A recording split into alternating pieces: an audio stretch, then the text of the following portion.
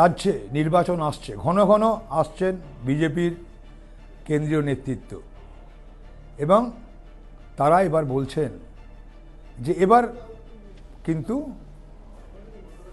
রাজ্যে পালাবদল হবে, এবং পালাবদলের জন্যেই তারা বুস্ট আপ করছে, অর্থাৎ উৎসাহ দিচ্ছেন দলীয় রাজ্যের নেতৃত্বকে।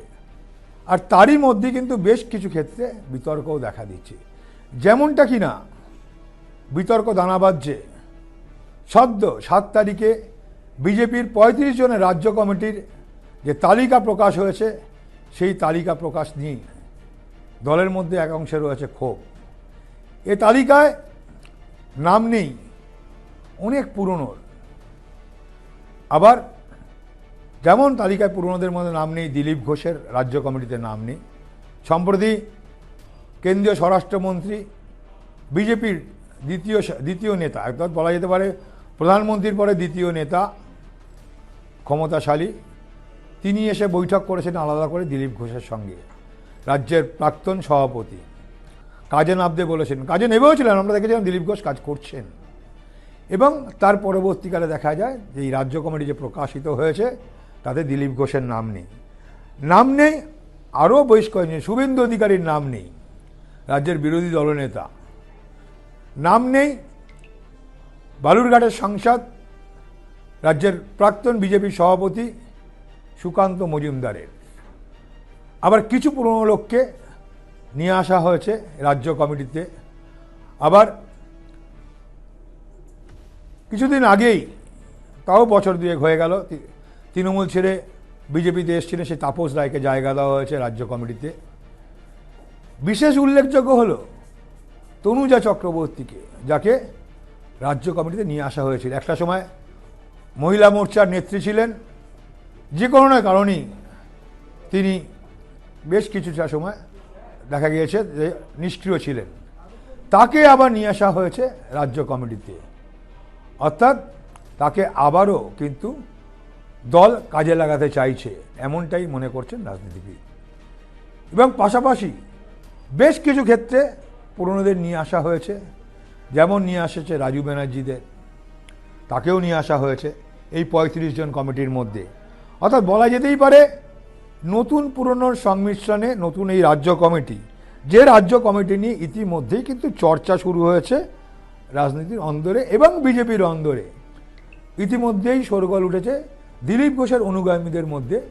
দিলীপ ঘোষ জায়গা পেল না, যদিও দিলীপ ঘোষকে কিছুদিন আগেই আমরা দেখেছিলাম স্বরাষ্ট্রমন্ত্রী এসছেন, তিনি আলাদা করে বৈঠক করেছেন, তাকে দায়িত্ব দিতে বলেছিলেন। আর তনুজা চক্রবর্তী একসময় বিজেপির এই মহিলা মোর্চার সভানেত্রী, তাকে দায়িত্ব দিয়ে আবারও কিন্তু কাজে ফেরানোর যে চেষ্টা, অর্থাৎ মরিয়া কিন্তু বিজেপি এমনটাই মনে করছে।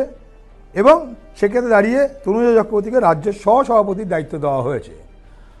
পাশাপাশি বেশ কয়েকজনকে কিন্তু আবার উঠে নিয়ে আসা হয়েছে, যেমন রাজু ব্যানার্জি, দীর্ঘদিন ধরে তাকে দেখা গেছিল নিষ্ক্রিয়ভাবে থাকতে, যদিও আমরা দেখেছিলাম, দল কি দেখেছে জানি না। রাজু ব্যানার্জিকে নিয়ে আসা হয়েছে আবার সেখানটায়, একদম তাকে বেশ কিছু জায়গা ক্ষেত্রে যে স্তরগুলো আছে সেই স্তর মধ্যে একদিকে যেমন সভাপতি আছে, রাজ্য সভাপতি আছে, এবং বেশ কিছু ক্ষেত্রে জায়গায় দেখা যাচ্ছে যে সৌমিত্র খানকে কিন্তু তুলে নিয়ে আসা হয়েছে, অর্থাৎ পদাধিকারীর জায়গায় তাকে বসানো হয়েছে, অর্থাৎ গুরুত্ব বেড়েছে সৌমিত্র খানের, এমনটাই কিন্তু দাবি। ইতিমধ্যে যে নামগুলো আমাদের কাছে উঠে আসছে সেই নামের মধ্যে রয়েছেন শ্রমিক ভট্টাচার্য, যেমন আছেন, তার পাশাপাশি কিন্তু সেখানে রয়েছেন রাজু ব্যানার্জিকে নিয়ে আসা হয়েছে, দেবশ্রী চৌধুরী আছেন সেখানে, অগ্নিমিত্রা পালকে সম্পাদক মণ্ডলী থেকে তাকে নিয়ে আসা হয়েছেন ভাইস সহসভাপতি হিসাবে, দীপক বর্মন রয়েছে, জগন্নাথ চট্টোপাধ্যায় আছে, মনোজ টিগ্গা রয়েছে। এবার যদি দেখা যায় যে পিছনের দিকে, অর্থাৎ সম্পাদক হিসাবে কিন্তু সেখানে নিয়ে আসা হয়েছে শঙ্কর ঘোষ, শশী অগ্নিহোত্রী, তাকে নতুন জায়গা দেওয়া হয়েছে। এছাড়াও আরও বেশ কিছু নাম কিন্তু রয়েছে, সর্বরী মুখার্জি, মোহন শর্মা, বিভা মজুমদার, সঞ্জয় বর্মা, এরাও যেমন আছে। আরও বেশ কিছু ক্ষেত্রে দেখা গেছে তাদের আরও কিন্তু কয়েকজনকে বেশ কিছু পদাধিকারী দেওয়া হয়েছে, পদে দেওয়া হয়েছে। তার মধ্যে রয়েছে আশিস ব্যাপার রয়েছে, পারভিন আগরওয়াল, বিদ্যাসাগর মন্ত্রী, প্রণয় রায়, প্রত্যুষ মণ্ডল, তারা রয়েছে। এছাড়াও বেশ কিছু ক্ষেত্রে দেখা গেছে যে তাদের যে অর্গানাইজেশনাল যে অ্যাপয়েন্টমেন্ট যা দিয়েছে, অর্থাৎ সাংগঠনিক যে দিয়েছে, তাদের যুব মোর্চায় ইন্দ্রনীল খাল যেমন ছিলেন তিনি আছেন। এর পাশাপাশি দেখা যাচ্ছে মহিলা মোর্চায় রয়েছে ফাল্গুনী পাত্র, রাজীব ভৌমিক রয়েছে কিষাণ মোর্চায়, ওবিসি মোর্চায় রয়েছেন এখানে শুভেন্দু সরকার। এছাড়াও শিডিউল কাস্ট মোর্চায় রয়েছে সুজিত বিশ্বাস, এসটি মোর্চায় রয়েছে খগেন মুর্মু, যিনি আগেও ছিলেন, মাইনরিটি মোর্চায় রয়েছেন আলী হোসেন। অর্থাৎ সব মিলিয়ে, এবং এছাড়া মিডিয়া ইনচার্জ যেমন রয়েছে স্পোক্স পার্সন হিসেবে রয়েছে দেবজিৎ সরকার, এবং মিডিয়া যারা ইনচার্জ তাদেরও করা হয়েছে, নাম ঘোষণা করা হয়েছে। সব মিলে এই যে নতুন যে 35 জনের যে রাজ্য কমিটি, যাদের উপর নির্ভর করে 2026-এর নির্বাচন, যে নির্বাচন সেই নির্বাচন লড়াই করবে, যারা রণনীতি ঠিক করবে, সেই বিজেপির এই রাজ্য কমিটির যে প্রকাশিত হয়েছে, যা তালিকা ইতিমধ্যেই এসে পৌঁছেছে, সেই তালিকাতে নিয়ে কিন্তু বেশ কিছু ক্ষেত্রে বিজেপি কর্মী সমর্থকদের মধ্যেও কিন্তু প্রশ্ন থাকছে যে কেন দিলীপ ঘোষকে আবারও সেই জায়গায় আনা হলো না, কেন দল জায়গা দিল না, যেখানে স্বরাষ্ট্রমন্ত্রী তার সঙ্গে আলাদা করে কাজের দায়িত্ব দিল। এইটা নিয়েই কিন্তু এখন রাজনীতিতে চর্চা চলবে যে নতুন এই রাজ্য কমিটি, তাতে হয়তো কেউ সন্তুষ্ট হতে পারে, কেউ অসন্তুষ্ট হতে পারে। এখন ঠিক করবে বিজেপি, ঠিক করবে যে আগামী দিনে তাদের রণকৌশল কী হবে। আর তাদের সর্বভারতীয় সভাপতি জেপি নাড্ডা 8 তারিখ আসছেন, আর ঠিক তার আগের দিনেই কিন্তু এই তালিকা প্রকাশ কতটা কিন্তু প্রভাব ফেলবে বোঝা যাবে।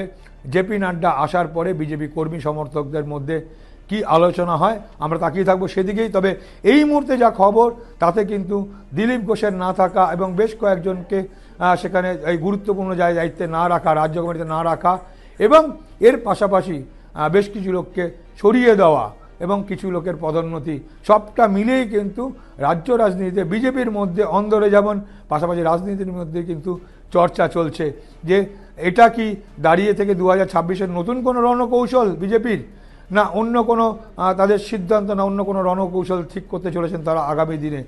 এখন সামনেই নির্বাচন। কারণ শ্রমিক ভট্টাচার্য বলে রাখি, গত জুলাই মাসে তিনি দায়িত্ব নেওয়ার পর থেকেই যখন মনে হয়েছিল যে সাংগঠনিক পরিবর্তন হবে, তখনও কিন্তু হয়নি। কিন্তু শেষমেশ ঠিক নির্বাচনের আগে, প্রাককালে বলা যেতে পারে, প্রাককালে, কেন ফেব্রুয়ারি মাসের খসড়া ভোটার তালিকা বেরাবে এবং আশা করা যায় এপ্রিল মাসের মধ্যেই হয়তো 2026-এর বিধানসভা যে নির্বাচন রাজ্যে, সেই নির্বাচন হবে। তার আগে এই রাজ্য কমিটি, নতুন করে রাজ্য কমিটি তৈরি, এবং যেখানে সিনিয়রদের অনেকের নাম না থাকা, তা নিয়ে কিন্তু চর্চা চলতেই থাকবে।